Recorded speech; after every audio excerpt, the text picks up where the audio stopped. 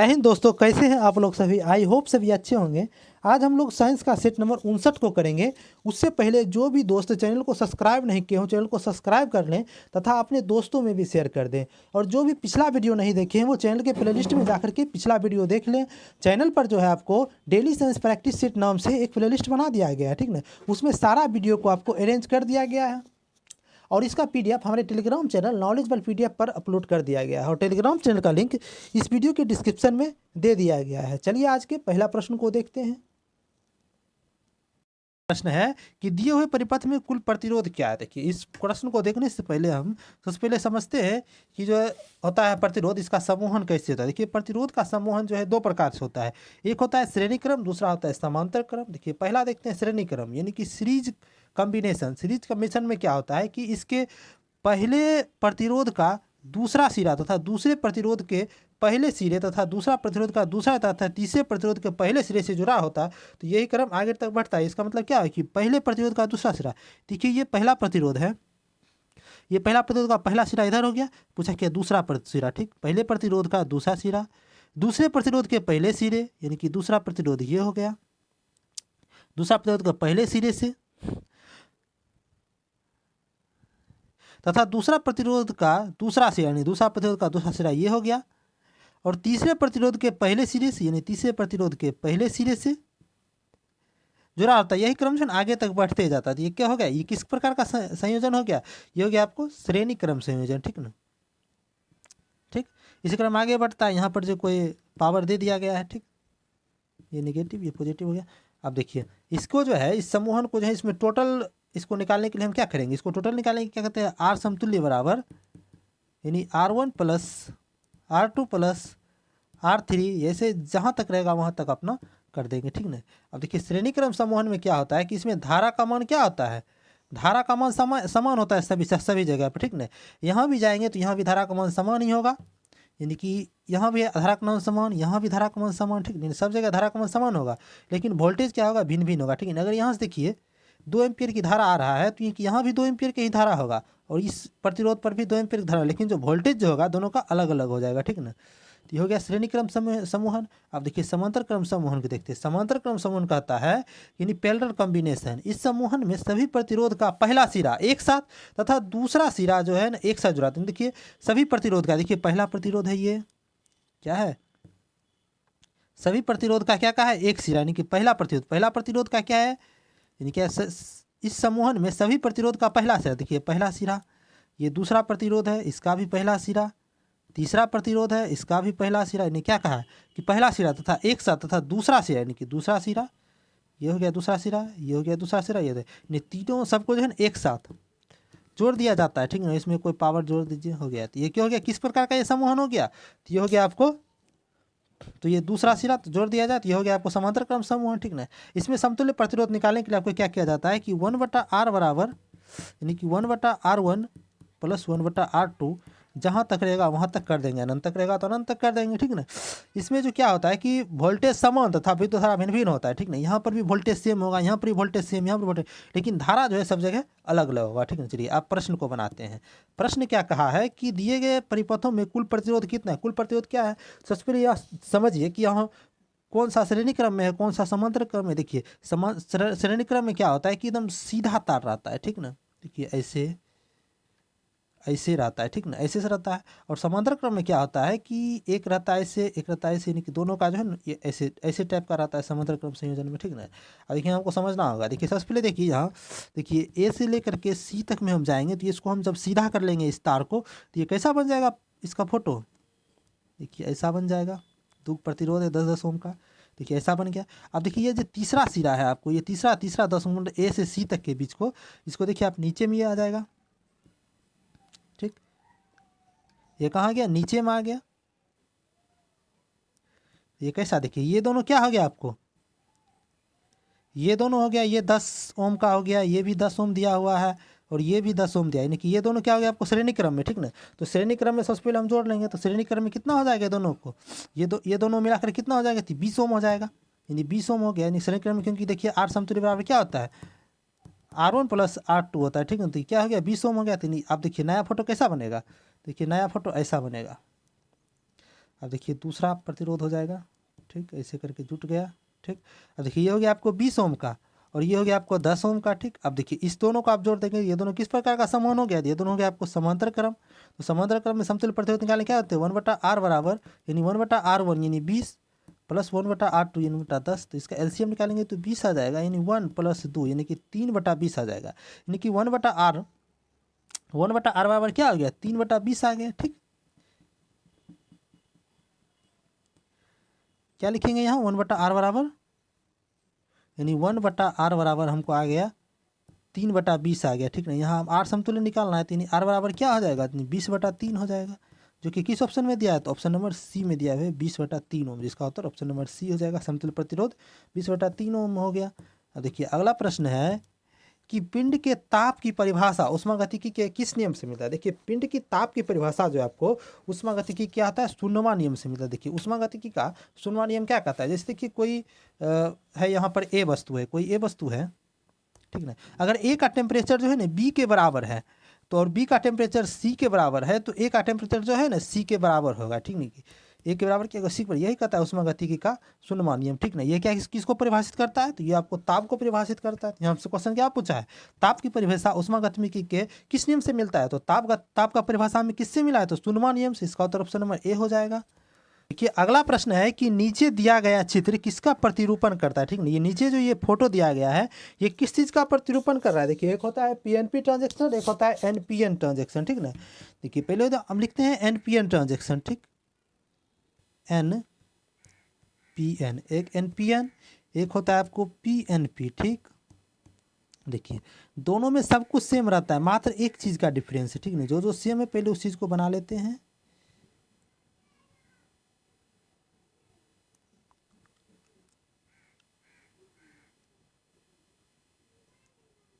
देखिए ये हो गया बेस और ये हो गया आपको इमीटर और ये हो गया आपको कलेक्टर, ठीक।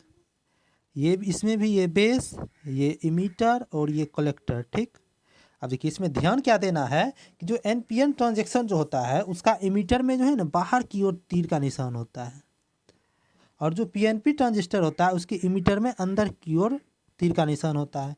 तो यहाँ हम देखेंगे कि अंदर की ओर तीर का निशान क्वेश्चन में हमको दिया है, तो ये किस प्रकार का ट्रांजेक्शन हो गया, तो पीएनपी ट्रांजिस्टर हो गया, ठीक है। इसका उत्तर ऑप्शन नंबर डी हो जाएगा, ठीक। चलिए अगला प्रश्न है कि पी प्रकार का अर्धचालक प्राप्त करने हेतु क्या किया जाता है। देखिए अर्धचालक क्या होता है, देखिए अशुद्ध जो है पदार्थ होता है, यानी कि अर्धचालक जो है आपको दो प्रकार का होता है, एक पी प्रकार का एक एन प्रकार का, ठीक ना। एक एन प्रकार का अर्धचालक, एन प्रकार, और एक होता है आपको पी प्रकार, ठीक। जो एन प्रकार का अर्धचालक होता है ये इलेक्ट्रॉन के कारण जो इसमें धारा प्रवाह होता है, ठीक ना। इसमें इलेक्ट्रॉन के कारण धारा प्रवाह होता है और ये किस प्रकार का होता है, तो ये होता है आपको पंच संयोजी होता है, ठीक। अब देखिए दूसरा है आपको पी प्रकार का जो है अर्धचालक होता है, इसमें होता है आपको धारा का प्रवाह होता है आपको होल्स के कारण, ठीक। ये होल्स के कारण होता है, ठीक। और ये कितना संयोजी होता है, तो ये होता है आपको त्रिसंयोजी। देखिए अब इसमें पूछा हमको क्या है, तो पी प्रकार के अर्धचालक प्राप्त करने हेतु क्या करते हैं, तो हम त्रिसंयोजक वाली अशुद्धता लेते हैं, इसमें मिलाया जाता है, ठीक ना। इसका उत्तर क्या आ जाएगा, ऑप्शन नंबर बी हो जाएगा। चलिए अगला प्रश्न है कि निम्न में से कौन सी गैस हरितगृह प्रवाह गैस नहीं है। इस सब में से कौन सा है जो कि हरितगृह प्रवाह गैस नहीं, यानी कि जो होता है green house gas, green house gas इस समय से कौन सा नहीं। देखिए CH4 तो है, N2O भी है और CO2 भी है, लेकिन जो SO2 है ये ग्रीन हाउस गैस नहीं है, तो इसका उत्तर ऑप्शन नंबर सी हो गया। चलिए अगला प्रश्न है कि मुक्त पतन उदाहरण है किसके, नहीं मुक्त रूप से पतन यानी कि मुक्त रूप से गिरना किस चीज़ का उदाहरण है। देखिए कोई भी चीज़ जो है मुक्त रूप से पतन यानी कि स्वतंत्र रूप से गिर रहा है, ठीक ना, स्वतंत्र रूप से गिर रहा है यानी कि उसमें कोई विरोध नहीं है, तो इसमें क्या समान हो जाएगा, इसमें क्या हो जाएगा, त्वरण जो है ना आपको एक समान हो जाएगा, यानी कि एक समान त्वरण वाली गति का एक उदाहरण है, ठीक ना। तो इसका उत्तर क्या हो जाएगा आपको ऑप्शन नंबर सी हो जाएगा, यानी कि उसमें कोई विरोध नहीं हो रहा है, तो हमेशा एक समान त्वरण ही रहेगा, ठीक ना। चलिए अगला प्रश्न है कि क्षारीय मृदा धातु में से कौन सा अधिकतम विद्युत धनी है, ठीक ना। देखिए सबसे पहले देखिए विद्युत धनात्मक का क्रम क्या होता है आपको, कि जब आवर्त में जब हम लेफ्ट टू राइट जाते हैं तो ये विद्युत धनात्मकता क्या होती है, तो ये बढ़ता है, ठीक। तथा वर्ग में जब हम टॉप टू बॉटम आते हैं तो क्या होता है विद्युत धनात्मकता इसमें, तो घटता है, ठीक। कौन सा अधिकतम विद्युत धनी, इस समय कौन सा, क्षारीय मृदा धातु, क्षारीय मृदा धातु कौन हो गया, तो सेकेंड ये हो गया क्षारीय मृदा। पहला वर्ग हो गया आपको क्षारीय धातु ये, दूसरा हो गया क्षारीय मृदा धातु यानी कि सेकेंड बी, जिसे सेकेंड ए कहते हैं, जिसे क्षारीय धातु। इसमें कौन कौन सा तत्व है, तो बेटा मांगे कार स्कूटर बाप राजी, इसको याद करने का एक ट्रिक है, ठीक है ना। तो ये हो गया। ऐसे हमको क्या पूछ रहा है कि क्षारीय मृदा धातु में से कौन सा अधिकतम विद्युत धनी, क्या होता है कि ऊपर से नीचे जाने पर इसमें क्या होता है विद्युत धनात्मक क्या होता है, घटता है। इसका मतलब क्या होगा, जो ऊपर में सबसे होगा उसका जो क्या होगा विद्युत धनात्मकता उसका क्या होगा, सबसे अधिक हो जाएगा, ठीक। तो ऊपर में क्या है, तो ऊपर में है बेरिलियम, जो कि ऑप्शन नंबर बी में दिया, ए में दिया हुआ है बेरिलियम, ऑप्शन नंबर ए में बी बेरिलियम, ठीक है। इसका उत्तर क्या हो जाएगा, ऑप्शन नंबर ए।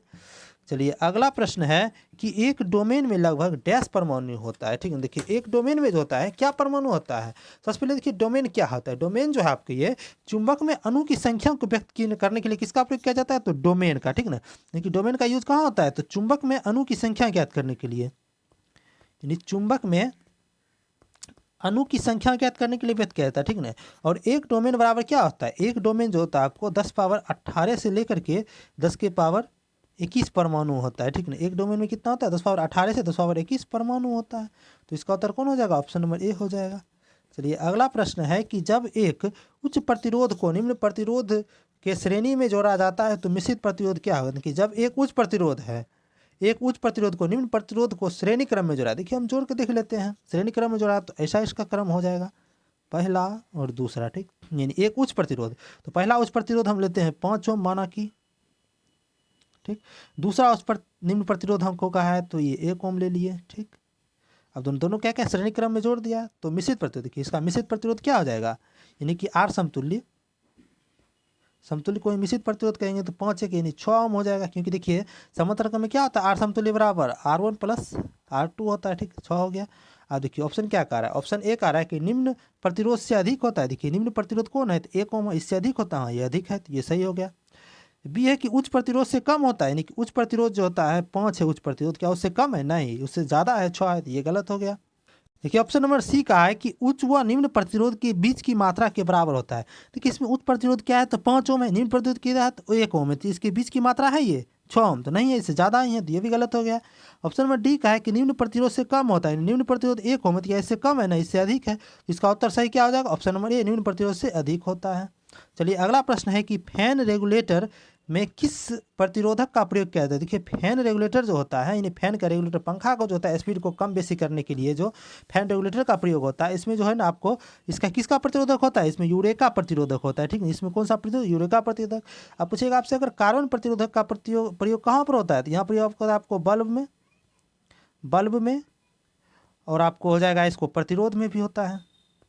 और नाइक्रोम कहाँ पर प्रयोग होता है, तो आयरन और हीटर में, और टंगस्टन कहाँ होता है, तो ये बल्ब और ट्यूबलाइट में, ठीक ना।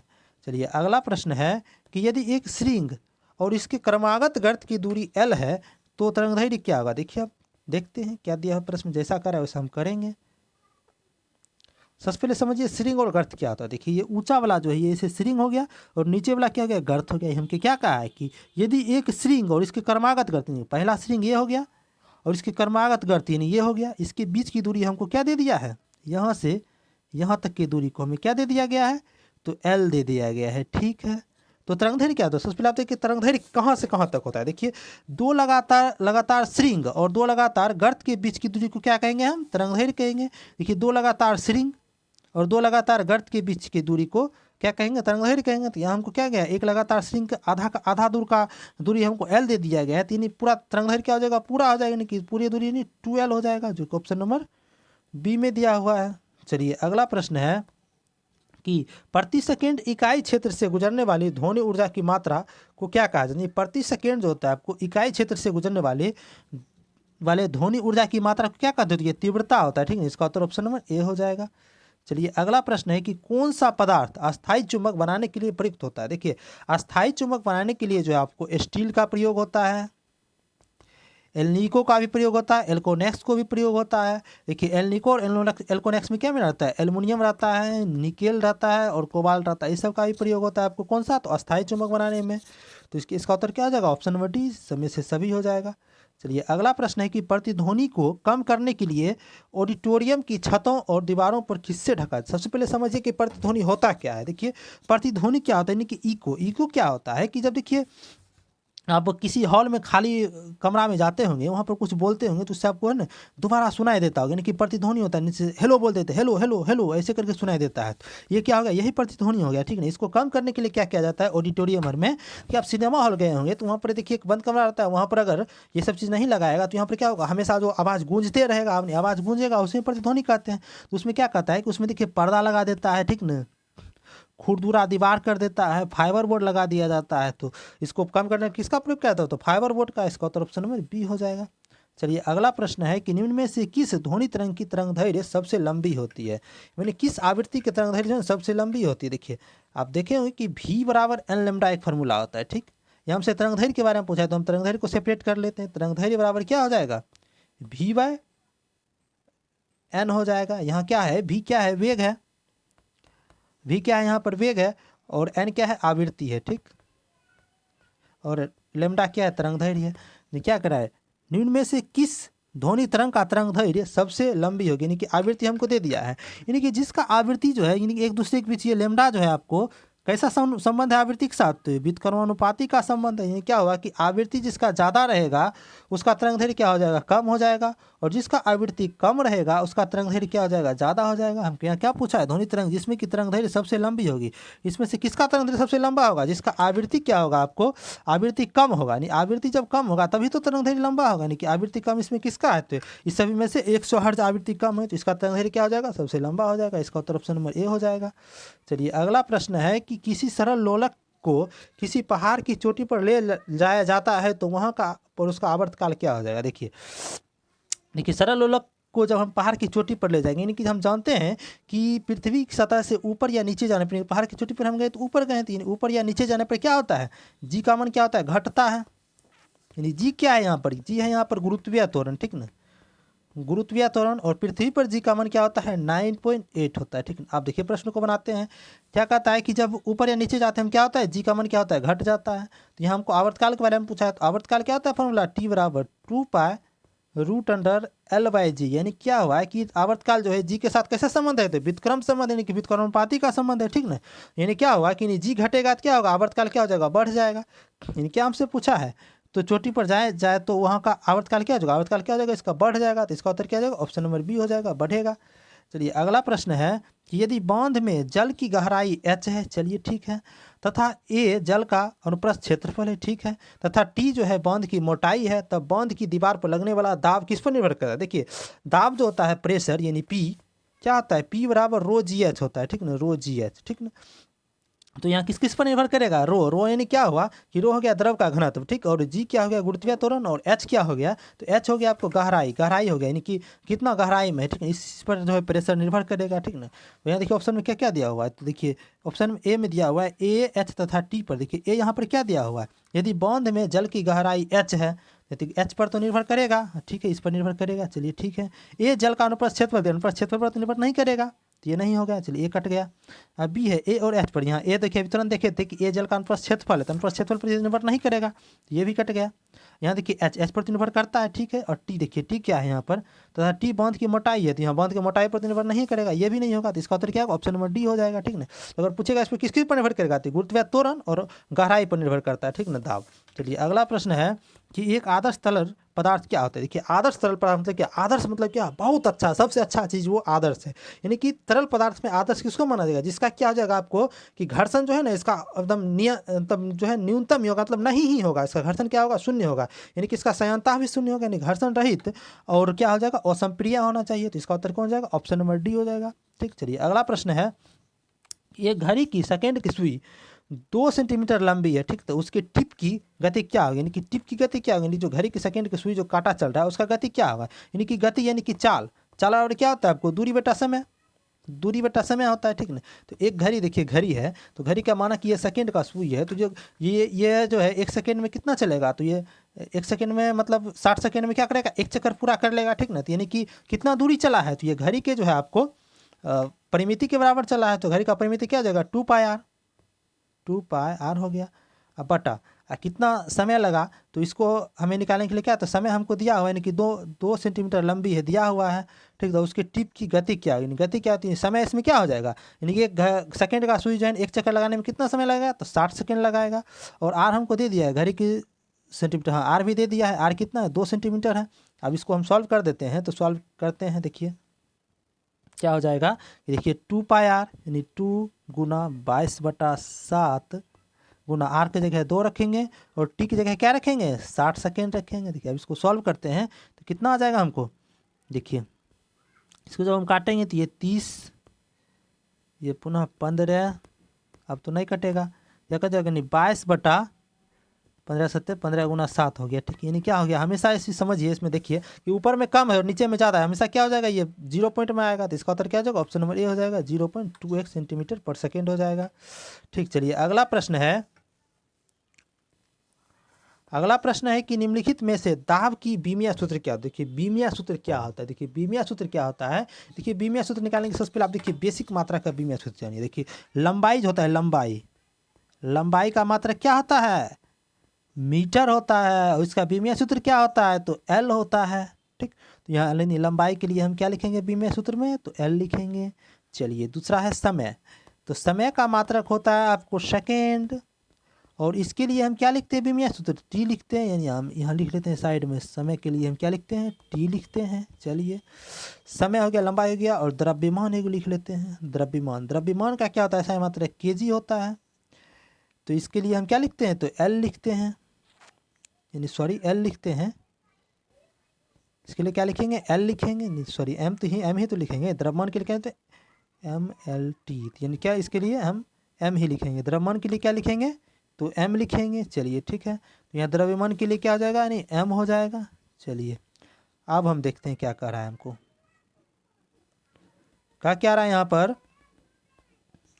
कि निम्नलिखित में से दाब की बीमिया सूत्र, दाब बराबर फॉर्मूला क्या होता है, देखिए दाब को सबसे पहले मात्रा क्या लगता है, तो पी में दाब बराबर होता है आपको बल बटा क्षेत्रफल, बल बटा क्षेत्रफल, यानी बल का मात्रा होता है न्यूटन, न्यूटन को क्या कहते हैं आपको केजी मीटर प्रति सेकेंड स्क्वायर, ठीक। अब बटा क्षेत्रफल का हो जाएगा आपको मीटर स्क्वायर। जब इसको हम देखिए सॉल्व करेंगे तो क्या आ जाएगा हमको केजी मीटर पर सेकेंड और पर सेकेंड स्क्वायर आ जाएगा, ठीक। चलिए इसको आप देखिए बीमिया सूत्र देखते हैं, केजी के लिए क्या लिखेंगे एम लिखेंगे, और मीटर की क्या लिखेंगे एल लिखेंगे, ऊपर -1, और समय के लिए क्या लिखेंगे t-2। देखिए किस में दिया हुआ है ml-1 t-2 किस में दिया हुआ है, तो ये किस ऑप्शन में दिया हुआ है, तो ये देखिए ml-1 और t-2 ये ऑप्शन नंबर बी में दिया हुआ है, ठीक। तो इसका उत्तर ऑप्शन नंबर बी हो गया। चलिए ये आज का अंतिम प्रश्न था। जो भी दोस्त चैनल को सब्सक्राइब नहीं किए चैनल को सब्सक्राइब कर लें, तथा जो भी पिछला वीडियो नहीं देखे हैं तो वो चैनल के प्लेलिस्ट में जाकर के पिछला वीडियो देख लें। चैनल पर जो है आपको डेली साइंस प्रैक्टिस सेट नाम करके एक प्लेलिस्ट बना दिया गया है, ठीक है ना, और प्लेलिस्ट में जो सारा वीडियो क्वेश्चन अच्छी तरह से अरेंज कर दिया गया है, वहाँ जाकर के आप देख लें। और इसका PDF जो है आपको हमारे टेलीग्राम चैनल नॉलेजेबल PDF पर अपलोड कर दिया गया, और टेलीग्राम चैनल का लिंक इस वीडियो के डिस्क्रिप्शन में दे दिया गया है। आई होप सभी को सारा प्रश्न अच्छे से समझ में आया होगा। चलिए वीडियो में अंत तक बने रहने के लिए धन्यवाद, मिलते हैं अगले